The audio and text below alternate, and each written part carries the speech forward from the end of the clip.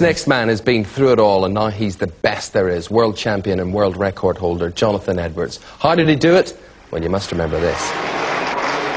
A man who knows he's on the verge of greatness, but he still finds it difficult to associate himself as the longest triple jumper in history.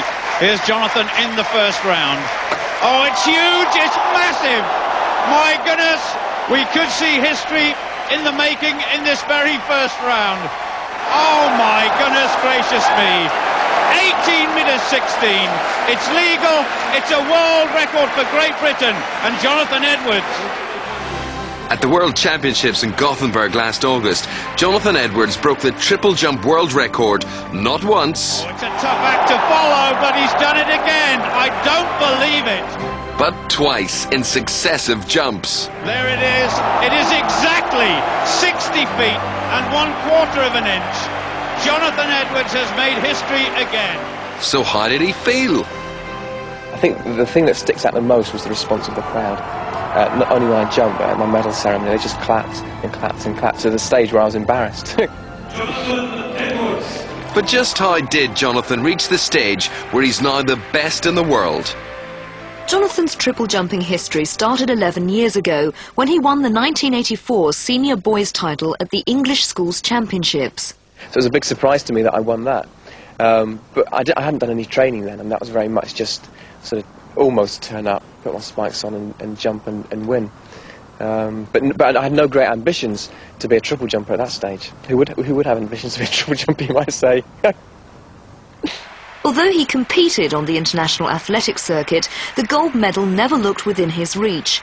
But by the start of the 1995 season, he transformed himself into the best triple jumper ever. So how did he do that? Well, it started here in the gym, where Jonathan turned to physiotherapist Norman Anderson. Norman strengthened Jonathan's upper body and legs, but the benefits weren't only physical. I used to make him concentrate on each lift and say to him, this is the most important lift you've ever made in your life. And to get him into that mindset so that when he went to competition, he would stand at the end of the runway and hopefully use that technique. In other words, this is the most important jump I've ever made in my life. Each one is. Everything previously is history. Jonathan learnt so well he can now maintain concentration despite crowd noise, announcements, or other events around him. How does he do that? Hard and get myself focused in training. So when I get into that high pressure situation, it's just second nature. So I'm not aware of thinking, I must concentrate, I must do this, I must do that. It's all there.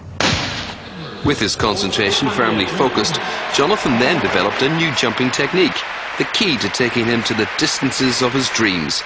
How did he do that? Well, first Jonathan and his technical coach Peter Stanley studied footage of his old jumps. The key requirement in the hop, step and jump is to keep the feet on the ground for as little time as possible. Jonathan's footwork was good. It was his arms that were the problem.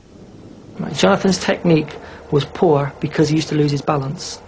And he did his takeoff from the board. His right arm used to come over the top of his right shoulder, this sort of action. But unfortunately, he used to pull the rest of his body forward and over his knee, which shortened his hop. He then started to lose balance throughout the rest of the phases. He was actually jumping and making contact in a zigzag position instead of a straight line position. Having found out what was wrong, they set about putting it right. Jonathan had to go back to school, where he did jump after jump indoors off short run-ups until he knew how to use his arms perfectly. Now imagine I'm running up with an alternate arm action, but what I want to do is change to a double arm action in my hop landing. So I land in my hop and I hit my arms like this. And then I bring them back as a kind of balance, ready for my step landing. And again, it's very similar to the hop, but this time it's on my right leg. I'm coming here, and then I hit it as fast as possible with a double arm, hopefully. And then at this point, every sinew in my body is just straining to get as far as possible into the sand. And he even manages to squeeze every last inch out of his landing. How does he do that? Say, for example, even if my hand scraped as I came through, even as far back as here, they would measure it from there. So obviously, my legs are going to land as far as possible out in front of me, here, and then if I can skid my bum around so it lands approximately the same, I don't lose any distance. It doesn't always happen like that, but that's the theory. And when Jonathan was ready to put the theory into practice, the whole world took notice. There it is. It is exactly 60 feet and 1/4 of an inch. Jonathan Edwards has made history again. But can he go even further? It makes me smile. I mean, so long people have been waiting for the 18-metre breakthrough, and it was 35 years to get from 17 metres to somebody to jump 18 metres. And now, suddenly, I've done 18 metres, and everybody's talking about 19 metres. So, you know, I think that's a long way off. You know, obviously, you always want to improve, and, you know, I'd like to improve. But even if I never did improve, I could have no complaints after what I've done this year. That gold medal that once seemed so out of reach is now gloriously his. All the practice and dedication have paid off. Jonathan Edwards has earned his place in the record books as, quite simply, the best triple jumper ever.